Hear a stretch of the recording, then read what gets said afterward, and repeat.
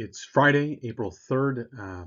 Yesterday I recorded a video, had it all saved. It was uploading. I thought it uploaded correctly, and then I discovered that it did not. It's okay. The truth is, it was boring anyway. So I'll just summarize what was going to be April 2nd, and that's this, is that art changed in between the war, and it largely changed for the worse. It was bad. So let's continue on with politics and the more interesting stuff. So the interwar period.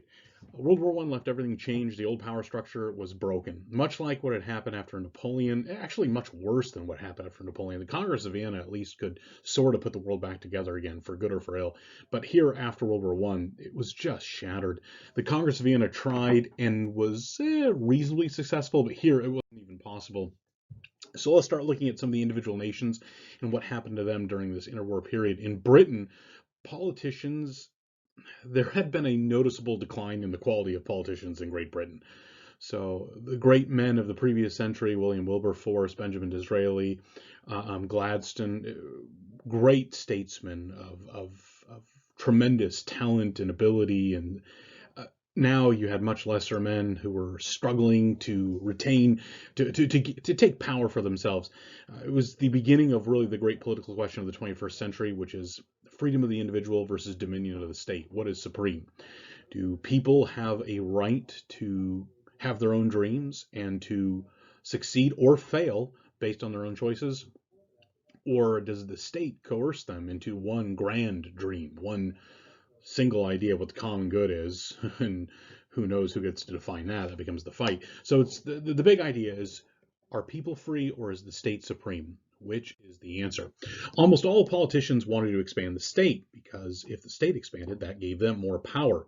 Now, the only way to do that, though, was to take power from who had it, which was the individual people. So in 1924, there was a new party in Great Britain that had been formed relatively recently called the Labour Party, and Ramsay MacDonald was elected the first Labour Prime Minister of Great Britain, and his desire and the desire of his party was to drastically expand government for the good of the people.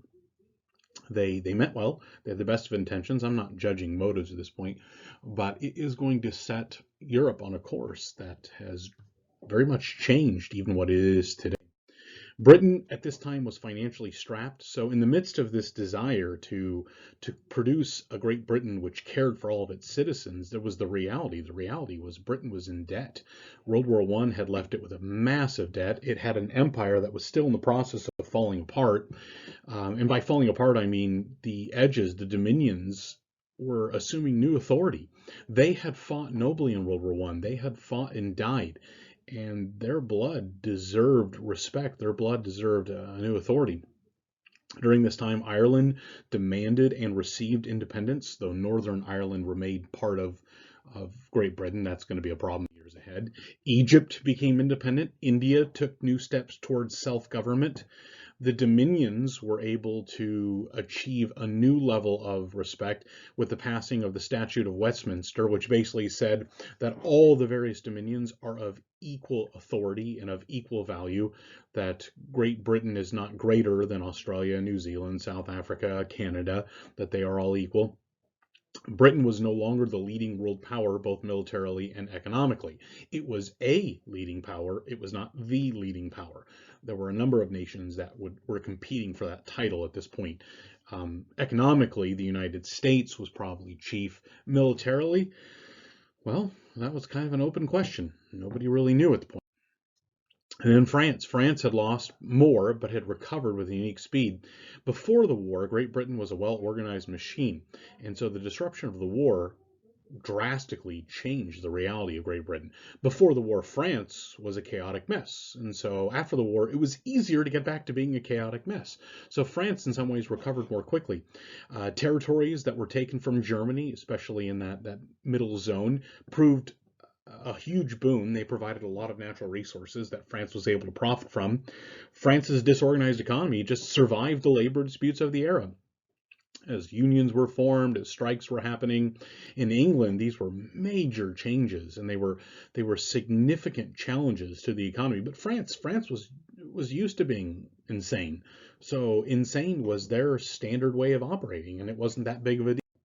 Politically, France was just as unstable. Elections continued frequently, new governments in, new governments out. It didn't faze anyone. Internationally, France's primary motivating drive was hatred of Germany.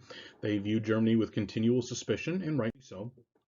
In 1929, France began construction of what was called the Maginot Line. It was intended to be a line of forts stretching from the Swiss to the Belgian borders. So basically, the gap in which, or not the gap, the border between France and Germany.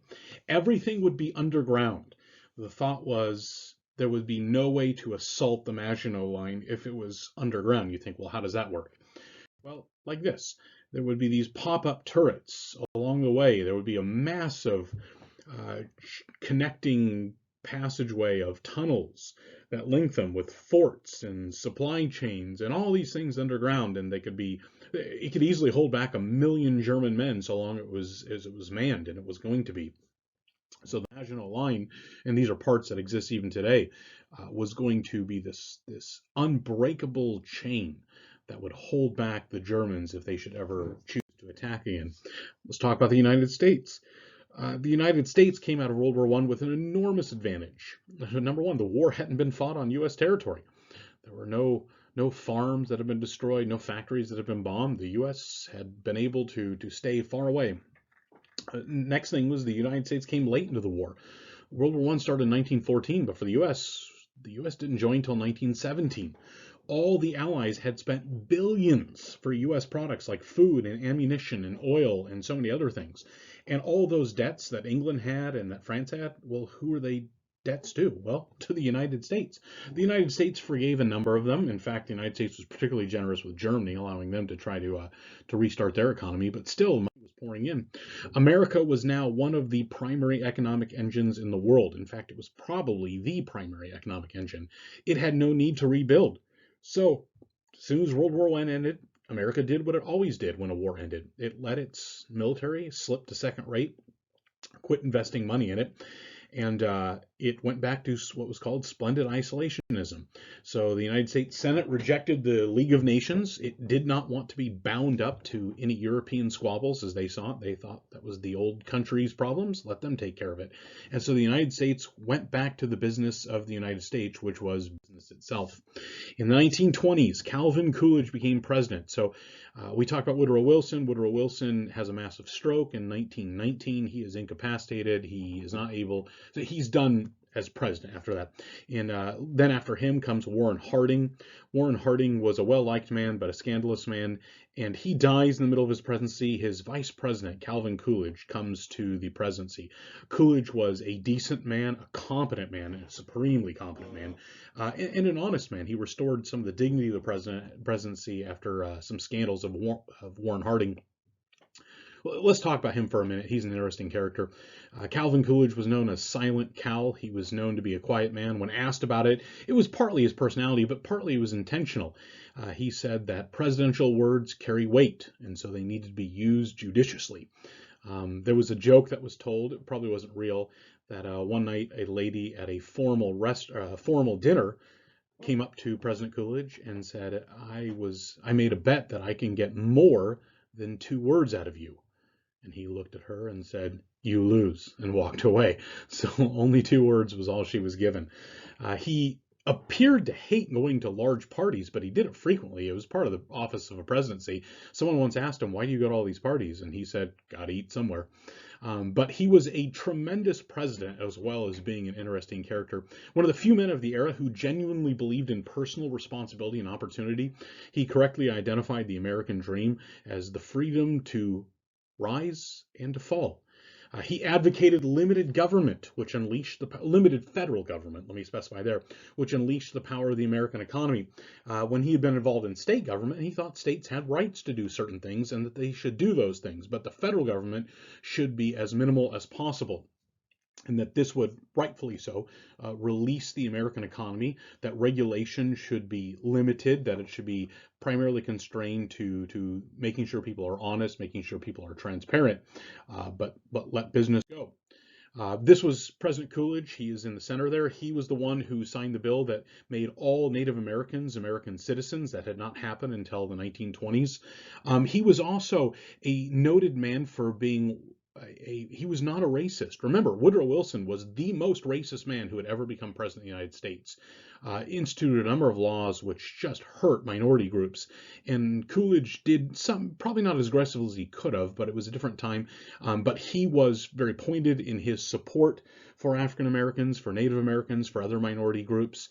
He did his best to undo some of the damage done by Wilson and to give them the advantages that they deserved as American citizens. In America, his era was known as the Roaring Twenties. It was a time of prosperity and wealth, at least during the beginning, but all was not well. There were some things that were happening underground that were really starting to shake the foundation.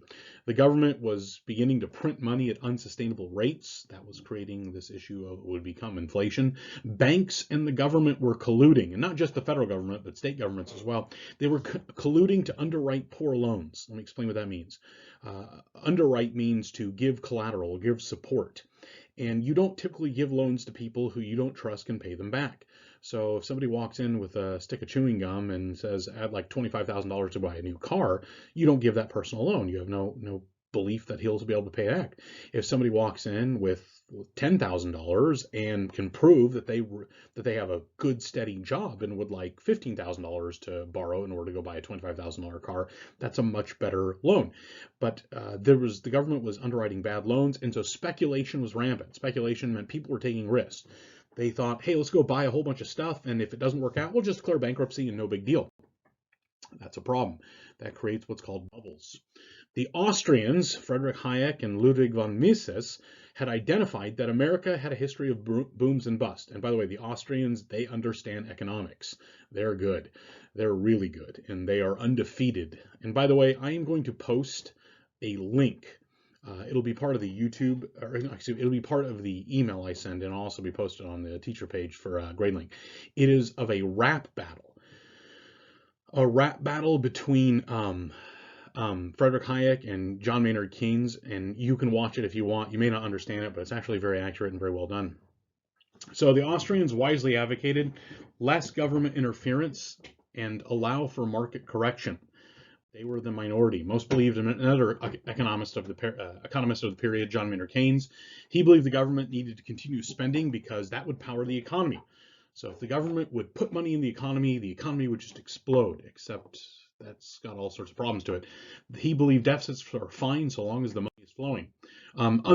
That's very much unlike Calvin Coolidge. Under Calvin Coolidge's administration, the United States paid off 25% of all of its debt. So the American debt went down significantly under his administration. We get to the late 1920s. Calvin Coolidge is no longer president. Now it's Herbert Hoover. Black Thursday took place on October 24th, 1929. It was a massive stock market crash. The market lost 11% of its value. That number used to be shocking, and now that sounds like a normal Tuesday. Now we're used to a much greater market shock simply because of what's been happening with coronavirus. This led to devastation in the rest of the world's markets. The American market was kind of the foundation of everything. This was probably actually the 7th major crash of the U.S. stock market over the last century. A lot of people act like Black Thursday was the first, and it wasn't. The United States market had gone through some severe ups and downs. In every other case, the government did little to nothing, and the market recovered within a couple years. That was the common way of working. This time, however, the government took charge. The government thought, we will fix this market crash. Now remember, market crashes that happened before, usually within 2 to 3 years, they were all back to normal. Now the government's going to get involved. Herbert Hoover loses the election to Franklin Roosevelt, Democrat Franklin Roosevelt. Roosevelt promised to end the Depression. He promised that the government would spend and provide jobs, which he believed was the government responsibility. So unlike Calvin Coolidge, now we've got Roosevelt. And Roosevelt is determined the government is going to fix this Great Depression, or it wasn't called the Great Depression yet, but it's going to be because the government is going to turn it into a Great Depression. To do this, the government was going to have to take away many of the freedoms people had. Roosevelt was excited to run America the same way that Wilson had done during the war. which was actually a low-key oligarchy, basically taking freedom away from the people and using it for himself. Roosevelt launched what was called his New Deal. The New Deal started massive projects all over the nation, building projects. They accomplished some good. I mean, many of those building projects gave us things that are helpful for us today, but they spent a great deal of money in order to give employment. And as the government's spending this money, it's printing this money. What's happening? Money is becoming worth less and less. Not everyone's able to get it. The market doesn't know what to do because now the market is having winners and losers chosen by the government instead of by the market itself. When that happens, that creates more instability. And what is going on? The depression continues. In fact, the depression lasted all the way till World War II, 12 years. Though disputed, and it depends on which side of the debate are you. Do you think in personal freedom or dominion of the government? But I think it was the Hoover Institute of Stanford. They believe, and they've written, I think, decisively, that the Depression would have ended in a few years if the government had not gotten involved. But the government did get involved, and therefore it lasted 12 years. With government intervention, it lasted more than a decade. So that is the Great Depression. That is some of the states or the world nations as they deal with this interwar period. We're going to look more in Europe. We'll deal with Italy and Germany in the days ahead. All right. This is, I believe, the end of your weekend. So I hope you enjoy the week. I hope this is working well for you. If you have any questions or issues, please feel free to email me.